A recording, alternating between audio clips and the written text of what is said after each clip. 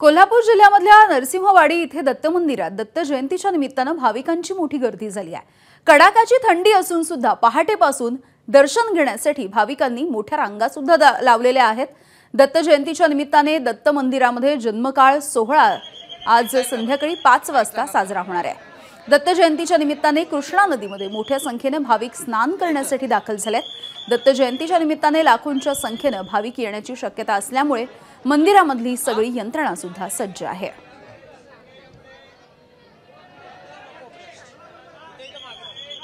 Mic जाईल का बरं? माईक जाणार का?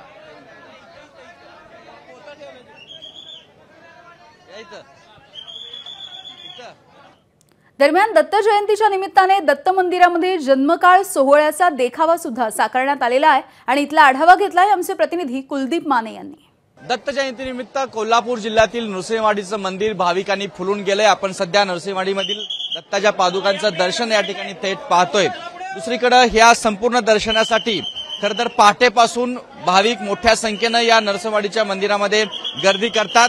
पहाटे साधारणतः 3 वाजण्याच्या आसपास महाआरती होते आणि या महाआरतीपासूनच मोठ्या संख्येने दर्शनाला भाविकांनी सुरुवात केली आहे। आता जर आपण मंदिराचा जो मुख्य परिसर आहे तो जर पाहिला तर मोठ्या संख्येनं रांग या ठिकाणी भाविकांची लागली आहे, जी पहाटेपासूनची अजूनही रांग या ठिकाणी आपल्याला पाहायला मिळते।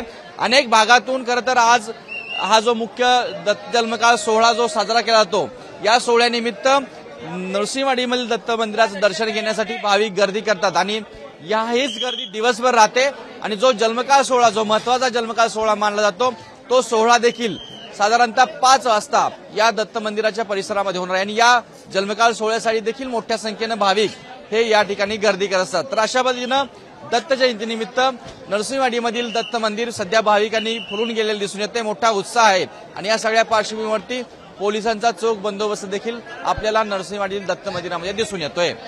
कॅमेरा पर्सन निलेश शेवाळेसोबत कुलदीप माने, एबीपी माझा, नरसिंहवाडी, कोल्हापूर। एबीपी माझा, उघडा डोळे बघा नीट।